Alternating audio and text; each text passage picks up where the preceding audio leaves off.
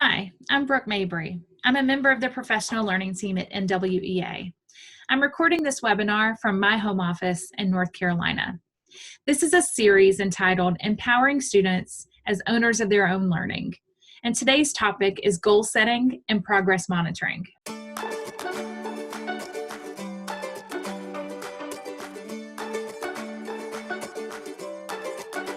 So let's start with our session target and success criteria. By the end of the session, I want you to be able to engage students in a supportive process to set their own goals and empower them to regularly monitor their progress toward achievement. We'll know that we're achieving this target when you are able to identify the benefits of engaging students in goal setting and progress monitoring. When you're able to describe a concrete process to support students in setting and monitoring those goals. And then long range, I want you to think about how often you empower students to set and monitor their own goals through your lesson design and your cognitive coaching. So let's start off with, why do we want to make space in our classroom lessons to engage students in a student-owned and driven goal setting and monitoring progress? Well, let's think for a minute about the fact that research shows us that goal setting is implicit, that as soon as we introduce a task or an outcome to students, they're already planning for what kind of effort they're going to put in to engage in that, for what their return on investment might be based on their past experiences. So we know that if we want to tackle and help students become more successful in achieving the things that they desire, then we have to have a concrete process and pathway for that. We also have some data that shows us that goal setting is something that not a lot of people are really intensely focused on. In fact, a recent Gallup poll shows that 20% of Americans polled said that they regularly engage in a goal setting process of some kind. Alarmingly, only 5% of that 20% actually report writing those goals down and revisiting them over and over. Of that 20% who set those goals, 30% self-report that they actually achieve the goals that they set. So what's the point of goal setting if we're not going to monitor our progress and we're not going to try to achieve those goals? So this is something that we really have to target with our students, because we know that the goal setting and monitoring process is not something that just comes naturally. It's something that has to be learned and practiced, just like riding a bike, just like learning a sport, learning to read. All of those things take practice over time, and goal setting is no different. I also found this next piece of data really interesting. Social fitness network Strava analyzed global fitness data from their app, and they determined that the day that people who set New Year's resolutions are most likely to drop out of their goal setting and monitoring phase is January 19th. And then I found another research piece that's out of the University of Scranton that says that 92% of people who set New Year's resolutions report not achieving the goals that they set. So these are all the reasons that we want to focus on setting goals in our classroom, because we actually have good data out there that shows us that people who set goals and monitor those goals are much more likely to hit the targets that they're aiming for. So how can we really make this a natural part of our classrooms? I'd like to introduce you to a structured process that I created for students in my classroom to use. And in a minute, I have a teaching assistant who's going to come in and model this for us. So the first step of the process is really helping students have a formula for how to set the goal. I really like Covey's 7 Habits really formula about X to Y by when. And so this is really about, where am I now, where do I want to be, and when do I want to get there? So really starting to formulate that present to future orientation. I also learned from the research that there are a lot of proactive things that we have to explicitly take charge of when we're engaging in the goal setting process. And the first of those is determining what are the obstacles or barriers that we might encounter as we're trying to achieve that goal. And then we want to proactively start to think about what are the solutions and strategies that we can use to mitigate or overcome those obstacles and barriers. Then we want to identify some people and resources that we can use during the goal setting process to help us stay on track and to build up any of those areas where we might need a little bit of support. Next, we need to think about what are the skills and the habits and attitudes I might have to cultivate in order to be successful at achieving this goal. Once we have all of those pieces in place, then we can start to do our plan of action and start to think about that X to Y by when and chunking out little pieces based on all the other parts of the process. And then, of course, we need a monitoring phase. How will we monitor whether or not we're achieving, and how often will we check in? We also need some accountability structures. How are we going to hold ourselves accountable to achieving those goals? And then how will we motivate ourselves? Because we know from research at some point, we're not going to be as enthusiastic about that goal as we were when we first started. So we need to go ahead and have a plan up front of how to engage in that motivational piece. So what I have created for you are some templates that you'll find the link for in our YouTube description, and you'll be able to download these as templates that you can use with your students. And so I've just taken and concretely created a form that captures all of the steps of the strategy that I just shared. Of course, this is a form for some of our older students who have a little more independence. I have also created one that's a scaled down version for some of our younger goal setters.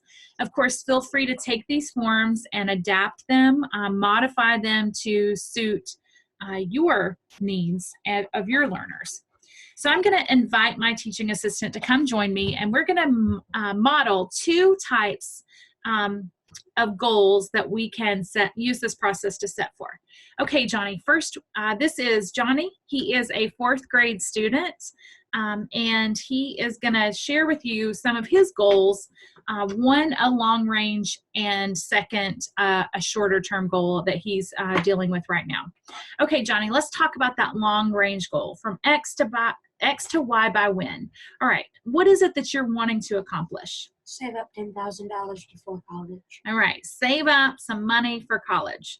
Where are you right now, Johnny, in relation to that goal? Probably a quarter to a halfway there. A quarter to a halfway there. All right. And how much time do you have left? 8 years. 8 years. All right. So we need to save $10,000 by the time Johnny goes to college.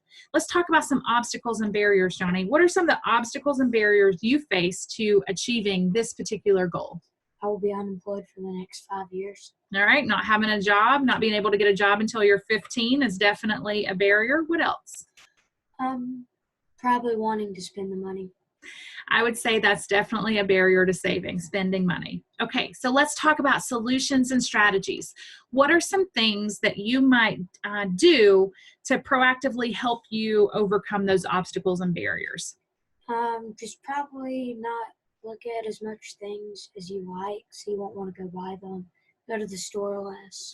All right, go to the store less. Limit your options for buying. So reduce your temptations. It sounds like those are a couple of strategies that you're using for the spending money one. What about for the job, Johnny? What's a way that you can overcome that barrier? I could be an entrepreneur, mow lawns, help rake. Okay, so you found a way to get a job before you can actually get a job. Okay, so you can become an entrepreneur and help around the community by offering your lawn services. What's another way, Johnny, that you can get money? Save up birthday and Christmas money. All right, birthday and Christmas money is one way for you to get access to some resources. Okay, now let's think about the people and resources that you need in order to accomplish this. What do you need? I need my grandparents. Those are because they are the owners of the bank accounts. Okay, so your grandparents have access to the bank account that you're saving in. Okay, it sounds like you just named another resource, Johnny. What is that? Where are you putting that money? In the bank. In the bank. The bank is a resource for you. Okay, what else? A resource is money. Money, yep.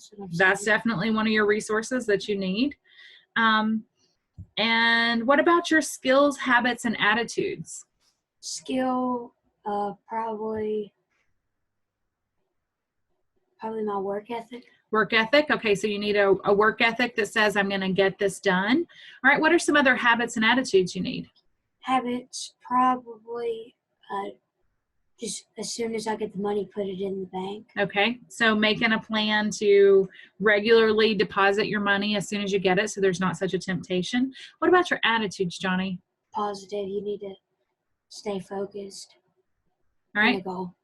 positive and stay focused on the goal. So when you say stay focused on the goal, that sounds like you're talking about perseverance. Yes? Yes. All right, so let's get to our plan of action.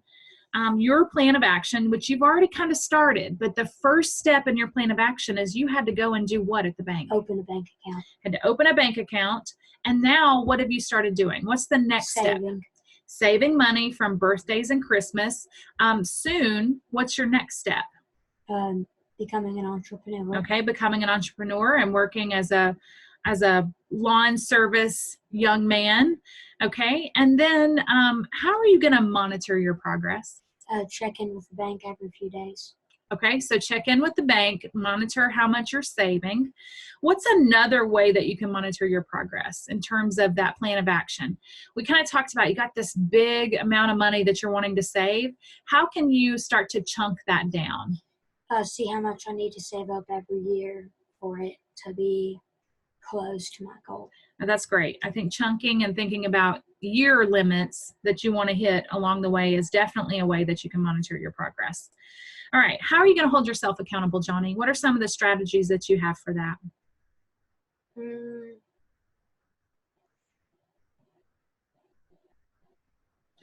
can you do with that bank account record? Just make sure it's always open. Okay, check that bank account record and make sure that you can always access that to see how much you're saving. And what can you do with your spending? Limit it. Yep, limit it. And so let's talk a little bit about motivation. How are you going to motivate yourself to stay on track? What happens when you turn 16 and you really want to spend that money on a car? What are you going to do to make sure that you stay motivated to save for college? Just know when you get there, it'll all be worth it. So you're just going to keep telling yourself that. Is that a mantra that you're going to have, that saving is worth it and this is important to me? Mm-hmm. That sounds like a great way to engage in that process. So Johnny just shared with us a strategy for long-term goal setting. I want to really focus on something that is pressing in Johnny's life right now and probably a lot of your students' lives. Recently, due to COVID-19 coronavirus, we have found ourselves working and learning from home. Johnny is no different. He is getting ready to embark on his own virtual learning. And so we thought we would set some goals around how he can best engage in those pieces. All right, Johnny, so let's talk about from X to Y by when. All right, where are you right now in education? What's been your basic mindset? Just make sure you do your work the best you can. It is, but where have you been doing that learning? At school. At school, with your teacher in that classroom environment, right? And now, what have you got to learn how to do? What's your goal? Work from home. Work from home. And what do you want to be able to do? I want to be able to do the same kind of work that I do at school from home. Okay, great. So you want to apply the same kind of work ethic that you have at school to your home learning. All right, and so we want to get there. Right now we know that we're at home through May 15th, and so we want to achieve this between now and May 15th. So let's talk about this virtual learning, Johnny, and it sounds like you really want to set yourself up a daily schedule to be able to engage in those learning activities. And it sounds like you want to become a little more self-directed and be able to self-manage, right? Yes. What are some obstacles and barriers to you being able to carry that out effectively? Probably the connection of our internet. Okay, internet connection is one obstacle. What else? We don't have the same resources that we do at school because school. You don't have access to the same resources. That's one. What else? What might prevent you from getting that work done? Probably not having a teacher in front of me every second. That could be one. So it sounds like you need someone to help you stay accountable. What could get in the way? What's something that you do that would that you might need to I want limit? to play on technology, Yeah. playing outside. Yeah, playing outside and playing on technology is definitely going to get in the way. So we got to make time for that, but we also have to make sure that we limit that. That could be an obstacle to you having successful virtual learning. Okay, so what are some solutions and strategies? What are some ways that you think we can tackle this learning from home? Limit time on technology, limit time outside, make sure you're staying on task, make a schedule for when to do each subject. Oh, I like that. So a schedule for each subject. And do you think we'll put times on that so that you know exactly when your day when you want to do that? Yes. Okay, great. People and resources that you need. I need my parents because they are here teaching me. Okay. I need my teacher because he will be giving me the work to do. Okay, what else? Resources, probably How will you access your materials?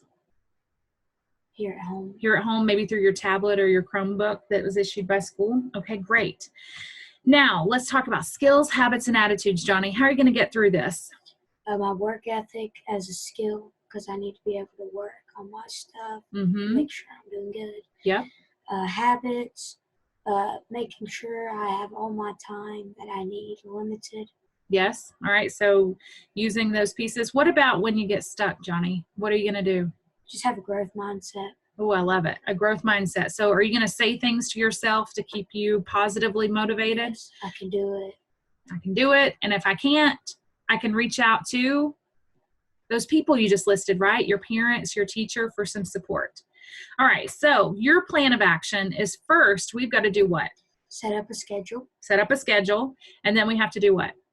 We have to start doing the schedule. Yep. Start doing the schedule. And then will we adjust as we go along? Yes, we're going to be flexible and know that this is new for everybody. So for monitoring your progress and holding yourself accountable, I think the best thing we can do is to create that schedule in the form of a checklist and let you check those things off, right? Mm-hmm. All right. How are you going to motivate yourself, Johnny? Just tell myself that if I keep doing this good, I will be able to take this over into school and keep getting better in school. I love it. You're going to take what you're learning here and apply it at school. I like that. And I think one way that we can motivate ourselves too is to tell ourselves that we're not in this alone. There are so many of us out there that have this same issue that we're facing right now, and we should reach out to our community for support. Thank you so much, Johnny.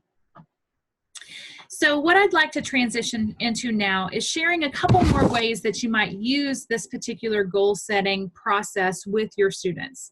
I think it's really important for us to start with a personal goal, start with something that's relevant for students, have them journal about something that they want to accomplish in the next 6 weeks, and really coach them through that goal setting process. If you want to do like Johnny and I did, we are definitely living in this virtual setting where we're both learning to work and learn from home. So consider polling your students on what they're struggling with most as they're transitioning to this new normal. And then maybe support a collective goal setting across your classroom, and really support having a conversation when you're doing those check-ins, or have an opportunity for students to engage in activities related to them. I think the biggest piece for teachers is to model. How can we build this goal setting process into our lessons in a regular way that helps students see that goal setting isn't just something that we do for a big thing that we want far off in the future, that we can goal set and monitor our progress on tiny little things that we can accomplish today.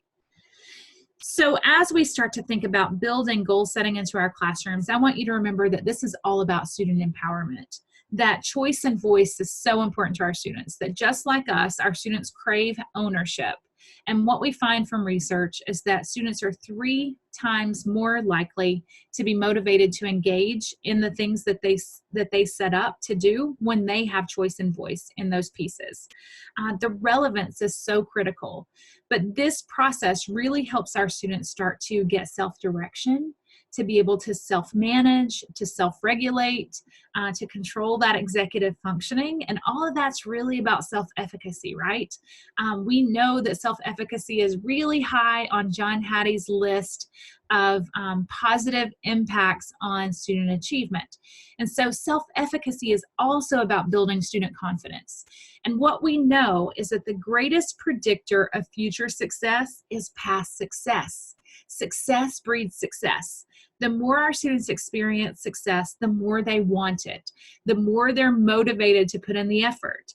The more effort they're willing to put in. The more effort they put in, the more that they see that they can accomplish. The more they accomplish, the more they want to accomplish. And so this is one of those positive cycles that just continues to feed itself forward. And so if we can create some small wins for our students to really experience this kind of success through goal setting, then we're promoting a growth mindset and we're promoting self-direction and self-management, which is exactly what we need for our learners to engage in while they're at home without our guidance, learning from home. So thank you so much for tuning in to today's session on goal setting and monitoring. Check out the link for the resources, and don't forget to reach out to us on social media at NWEA. Find us out there and use the hashtag #AlwaysLearning and tell us how you're using goal setting and monitoring in your classroom. We look forward to meeting you at our next video. Thank you so much for joining us.